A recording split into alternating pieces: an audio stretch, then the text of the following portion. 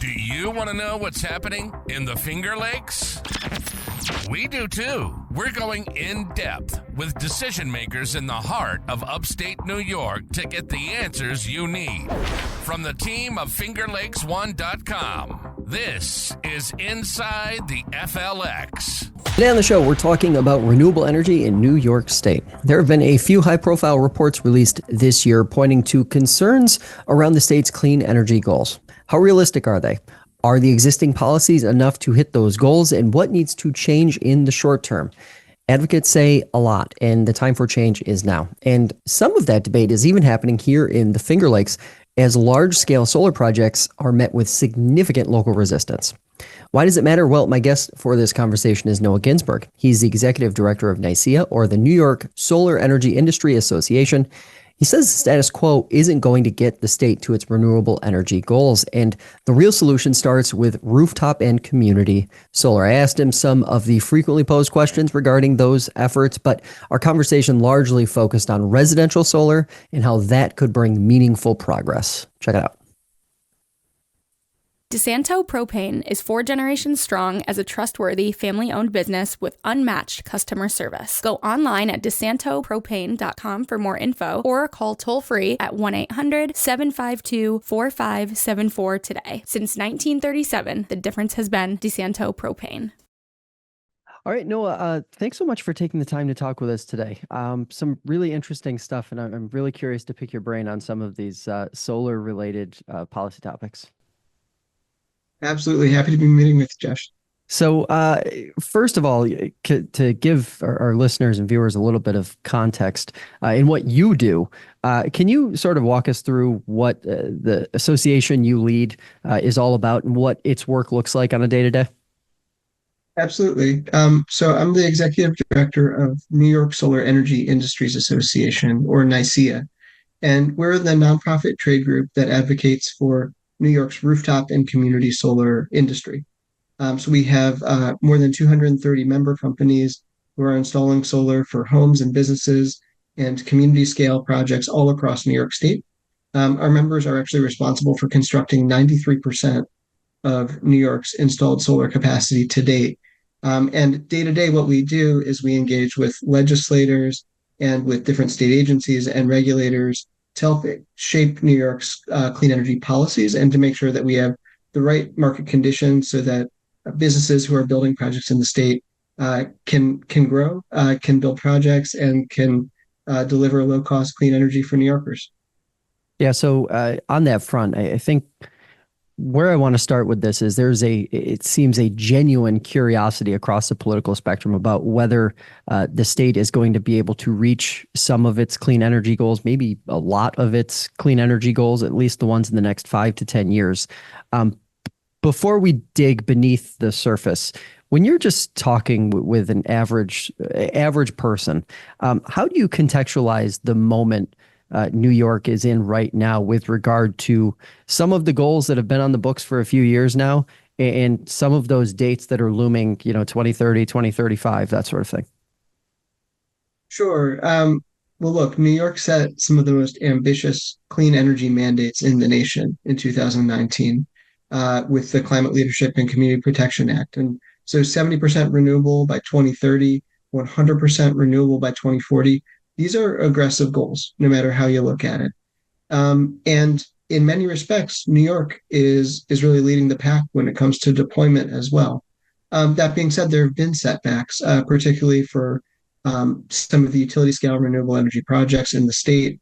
And what we've seen is that those delays, because a lot of those projects take so long to build, it's now raising the question, can we get to 70% renewable by 2030 with a business as usual approach? I will say I agree that we cannot get there with business as usual. But what I would say is that we can get there. And 2024 is way too early to be talking about moving the goalposts and watering down our clean energy ambitions. If you look high level, maybe we're not on track towards 70% renewable by 2030, and we have a big gap to close. But if you start to hone in on different market segments, you can see that there are certain areas that are actually doing quite well. And rooftop and community solar is one of those areas.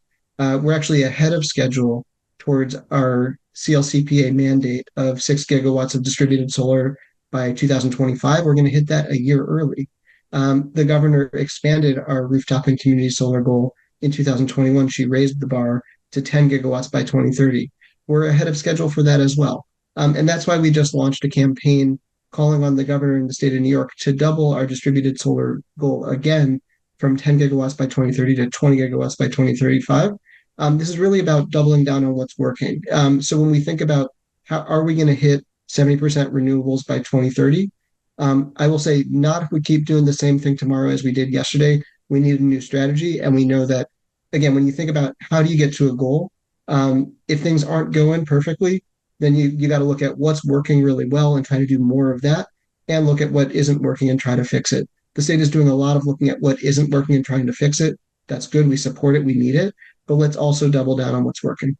Yeah, absolutely. I want to talk a little more about the roadmap here in a couple minutes too. But in terms of what we know about the state's progress and the reports, some of the reports that have been released so far this year, is there anything that stands out, or is particularly concerning in terms of some of those shorter term goals, like the 2030 date and things like that? Well, if you look at the state filed a report on July 1st. It's called the Clean Energy Standard Biennial Review. So every couple of years, the state energy agencies, the Department of Public Service, and the New York State Energy Research and Development Authority have to look at how we're tracking on our clean energy mandates. And the report that came out on July 1st showed that there's a big gap. But I think that there were two really interesting trends that were identified. One is the concerning trend that we're seeing delays and some cancellations for large-scale renewables projects. Now, those projects are impacted by there's a lot going on in our world. We have supply chain issues. We have rising costs across the board, high interest rates. These are all very real challenges that don't just impact clean energy. This impacts our whole economy. So that's a big piece of it. There's a lot of focus on that. But something else that was in that report that I actually think is really a success story is about electric load growth in our state. We're seeing electric load growth in New York State really for the first time in decades. And that's because we have new manufacturing coming to the state. It's because we're making good progress with electrification and EVs, right? So I think that it is also driven by AI and data centers, right? So I think that maybe one point to make there is that it's not as simple as we're not deploying clean energy. It's actually we need even more clean energy than we originally thought we would in 2019 because we're making progress with electrification. Is that sort of a byproduct? Because one of the things that keeps popping into my mind is that could very well just be a byproduct of, setting out with a goal in 2019 and that goal being 10 or 15 or 20 years away and life happening, things happening, conditions changing, markets changing, things getting more expensive as they have over the last 5 or so years. Is the rising cost element just sort of the natural expectation of doing business in an environment like this with something that is relatively new for any state, but especially a state as large as New York? I think that's fair, right? That we need to expect the unexpected. But if you look back at what happened over the last 5 years, no one saw coronavirus coming and what impact that was going to have on global supply chain. Nobody saw interest rates going as high as they are today. So again, I think that there are some very real unexpected elements here. But to your point, I think that a big part of what we need to do to achieve our clean energy goals is to be adaptable. And that's, again, why when we look at what's working and what isn't working, what we need to fix and change, I think it's really smart for us to be looking at that and asking the question, okay, we're not necessarily on track to hit 70% renewable by 2030 with business as usual. So what should we be doing differently? One of the answers we think is scaling up rooftop and community solar. All right, so let's get into that. It's one of the more interesting portions of this entire renewable energy debate, especially here in the Finger Lakes. We've seen a lot of residential solar pop up in the last, especially probably 2 or 3 years or so. How should that be prioritized? And what needs to change on the policy side to make it more of a realistic possibility for folks here in communities across upstate New York where perhaps some of the larger scale projects aren't necessarily going to have the quick turnaround time that, a residential project could? Great question, Josh. And look, I think one of the best things about rooftop and community solar is how quickly it can get built, right? So if someone wants to put solar on their home, the actual installation, you're talking maybe 1 or 2 days. Now, granted, there's permitting time up front. There's time on the back end to get your inspections and close out your paperwork. And there's a lot that can be done to tighten up that process and make it more efficient. One thing that we are very focused on when it comes to residential solar is ways to make it more affordable for homeowners to make that switch for their home. So for many homeowners in the state, they might want to go solar for the environment, thinking about the next generation. They might want to go solar because they look at their electric bills and they say, why does it go up every year more and more and more? Well, putting solar on your rooftop, generating your own power is a great way to lower your electric bills. It also lowers your tax bills, right? So there's both federal and state tax incentives that are available for folks that install solar on their homes. One thing we've been working on at NYSEIA and with a coalition of nonprofit partners is trying to strengthen our residential solar tax credit in New York State. New York has a residential solar tax credit that will cover it's up to 25% of the cost of a solar installation with an income tax credit. But that has a $5,000 cap on it. The last time that $5,000 cap was adjusted for inflation was 2006. So we're talking about inflation over the last 5 years. Well, the last 18 is even more significant. And so we do think it's time to revisit that cap. But also importantly, we think that it's important to make sure these incentives are accessible to low income folks and seniors. These tax credits are great for folks who are working. They're paying a lot of state income taxes every year. Well, you install solar, you can lower your tax bills, and that means you're going to get a shorter return on your investment. But for someone who's a retired state employee, or just someone who's living on Social Security on disability, or someone of modest means who wants to lower their electric bills, well, right now they can't really benefit from that state tax credit. So we've been working with legislators to get the existing tax credit to raise the per household cap, but also to make it refundable for low income folks. Yeah, we think that will really move the needle and shorten that return on investment timeline. So particularly in areas of the state like the Finger Lakes region, where the payback period might still be 10 years, we could shorten that timeline and make it more realistic for more homeowners. Yeah, absolutely. In terms of community solar, so when folks hear residential solar and then they're hearing people talk about community solar, can you sort of give us a definition of what community solar is? Yeah, I thank you for asking that question, Josh. And I should have maybe led with that. But yeah, like you said, putting solar on a home or a business is pretty intuitive. You generate power on the rooftop, it lowers your bill. Well, community solar is an innovation that's really been around for about a decade. And what it is it allows anyone who pays an electric bill to subscribe to a local solar project. And the output of that solar project could be shared among dozens or even hundreds of households. So a typical community solar project, you're talking about, it's typically about 5 megawatts in capacity. That can support anywhere from, let's call it 500 to 1,000 New York homes. And so folks can subscribe to that project and get guaranteed bill savings.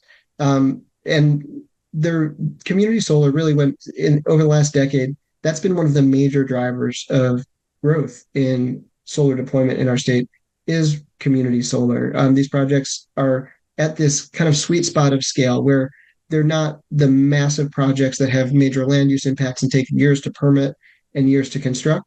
But they're big enough that you get some economies of scale and they can be built really affordably. Another key benefit of community solar is that for folks who can't afford to put solar on their own home, maybe you've got an old roof, maybe you could afford to put solar on your roof, but you live under a beautiful grove of trees. Well, for folks who can't put solar on their own home, they could subscribe to a local community solar project and still get utility bill savings and participate in a local clean energy project. You mentioned subscribing, and the layperson listening to this is going to say, subscribe? Why do I need to subscribe?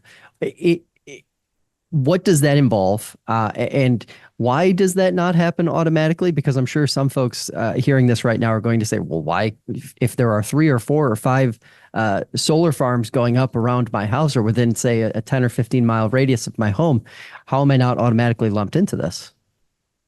Yeah, that's a great question. It is the way that community solar works in New York State is that you do need to opt in, you need to sign up to participate.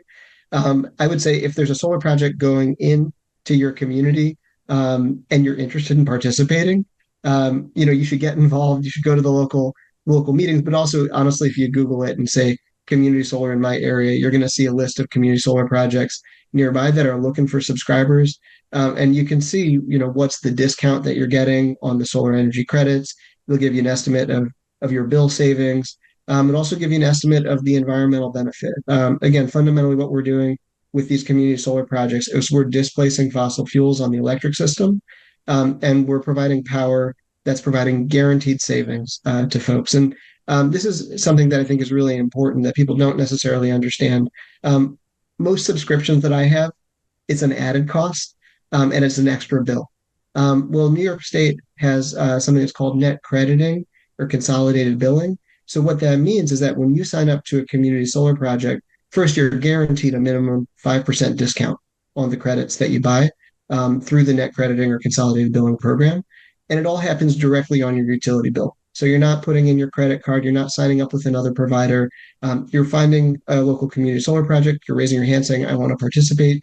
You sign on the dotted line, and then when that system starts generating power, you start seeing credits directly on your electric bill. Okay, so another question that we had from readers, especially in context of this, and the reason why I want to ask it now is because that's a great setup for it. Why can't communities, entire communities, towns, villages, small cities, simply go off the grid, so to speak, and create their own solar generated power source that works for them specifically? Why does this? Because the method that we see happening feels a little piecemeal, feels a little like the residential user, the end user, really has to put in the work to actually be able to achieve the savings, where entire municipalities seems like they would be better fit to opt into something like this. Yeah, it's a great question, Josh. And I know that community choice aggregation is, one popular method for municipalities to take more local control over their energy supply. Are also in New York State a number of municipal electric utilities, right? And so there is that possibility, there is that opportunity.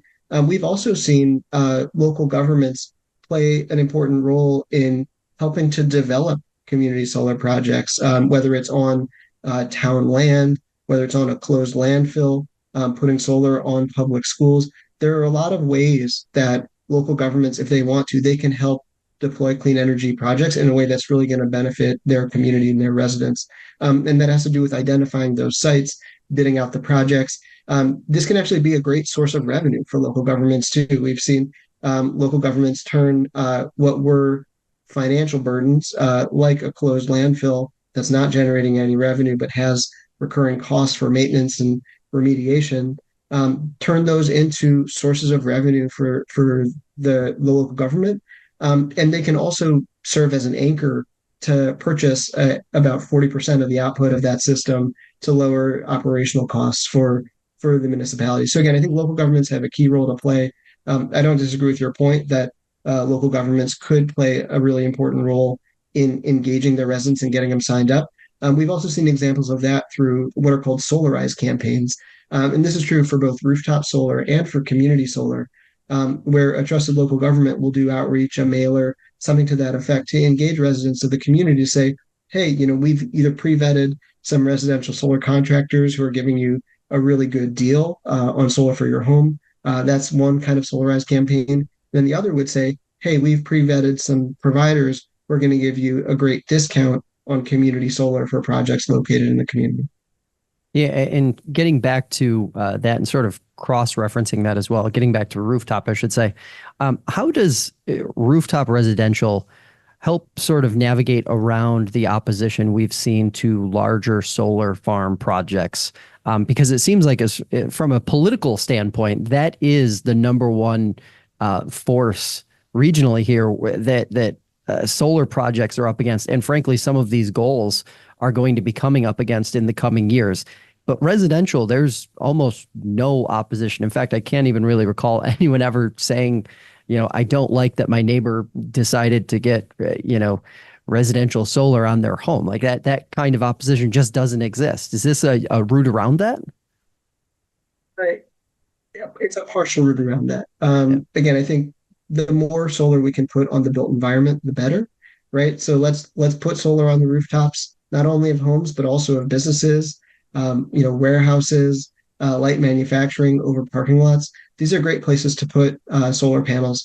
One thing I'll say though is that when we think about costs and lowering the overall cost of our clean energy transition, building at scale and doing what they call greenfield development is also a lower cost way to hit our goals. And I think that that's the balancing act where we want to make sure that this overall transition is cost effective. So yes, let's build as much as we can on the rooftops, but let's also, build community scale and utility scale renewables as well. I will say though, I think that you've definitely hit the nail on the head that local opposition and restrictive local laws are a very real barrier to clean energy deployment in our state. In 2020, New York created the Office of Renewable Energy Siting, which provides state level permitting for utility scale projects, so the 100-acre, 1,000-acre type projects.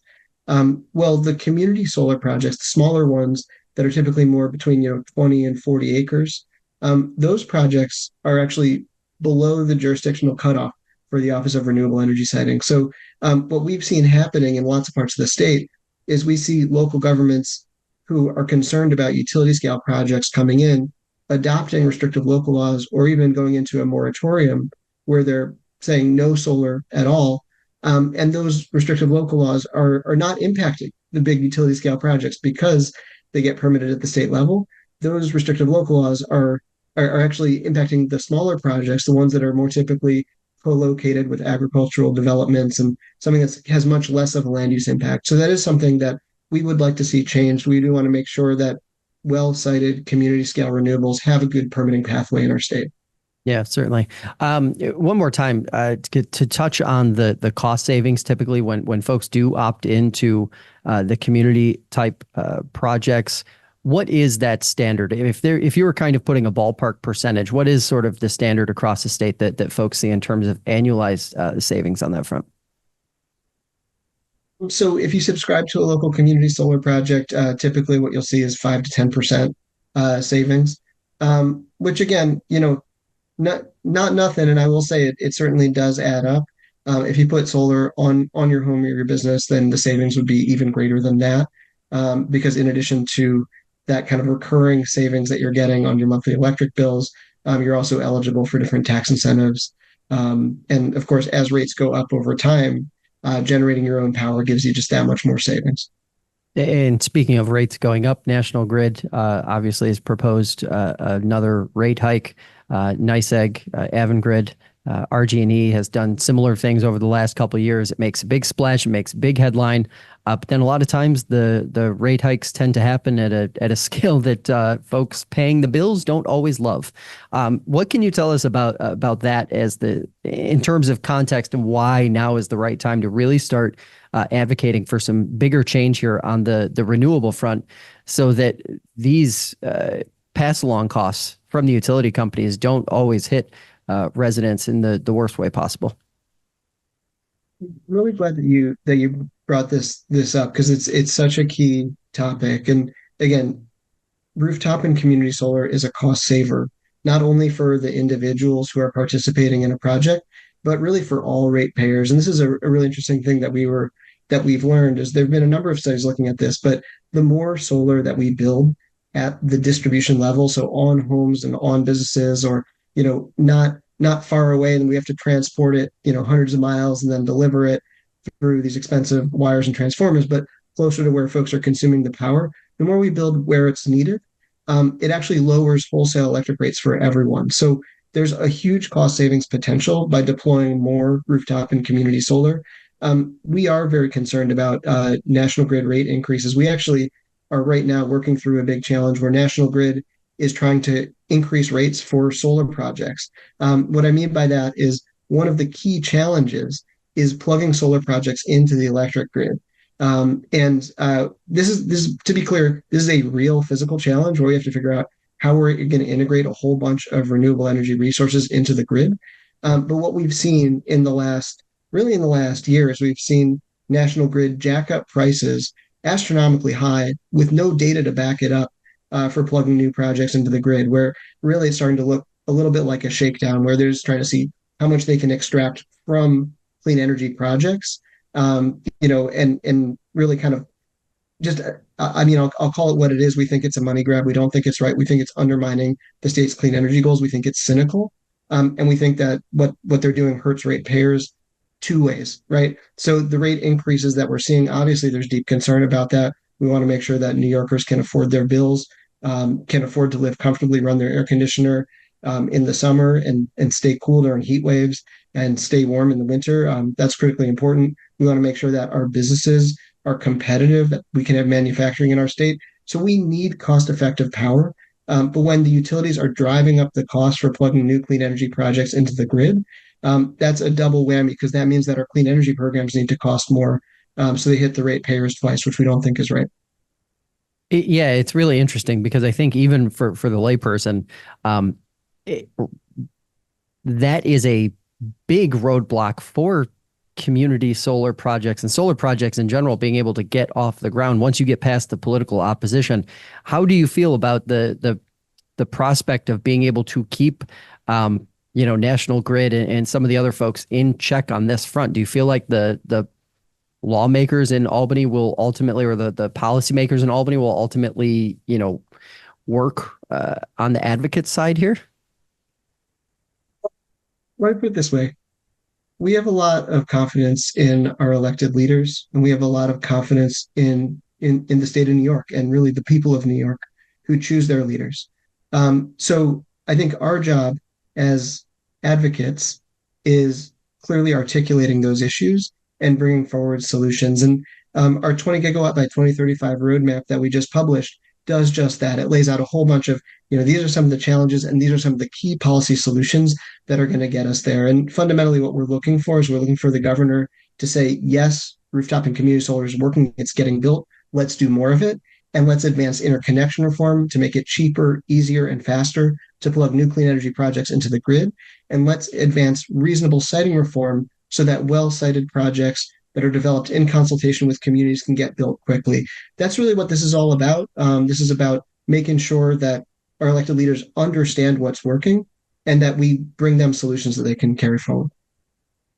Before we go here, I just want to ask you one major misconception that you wish more folks would understand, or one misconception that you would like to clear up about solar projects, perhaps rooftop, community solar, whatever it might be. What's the big one that you want to leave with folks? I've heard the misconception that installing solar doesn't benefit New Yorkers because the panels are made in China and the work is done by out-of-state companies. And I'll just say that is fundamentally not true. It's true there are some components that are manufactured overseas, but when we look at the overall value chain, the vast majority, if you install solar on your home, you're putting a local contractor to work. It's a local electrician doing the install. Even the local utility that's plugging that system in and swapping out the meter. There's so much local economic development that comes out of deploying solar in our state. And we're seeing more and more of that supply chain coming to the United States and even coming to New York. So what I would say is that, when we think about the benefits of solar for New Yorkers, it's not just about lowering electric bills. It's not just about clean energy. It's also about our economy. And there's just huge benefits that are right in front of us for the taking. Gut feeling, last question here. Will the goals be reached 2030, 2035, 2040? They will, because they must, and we've got the solutions to get us there. Noah, thanks so much for the time today. Appreciate it. Thank you, Josh. Nice speaking with you. Thanks for watching and listening to this episode of Inside the FLX. Check the show notes for links to everything we discussed today. And remember, new episodes of the show drop every Monday on YouTube, Spotify, Apple Podcasts, and the iHeartRadio app. If you have a question or a suggestion for a future episode, email news@fingerlakes1.com and download the fingerlakes1.com app for the latest breaking news. For the entire team here, thanks for joining us, and we'll see you next time.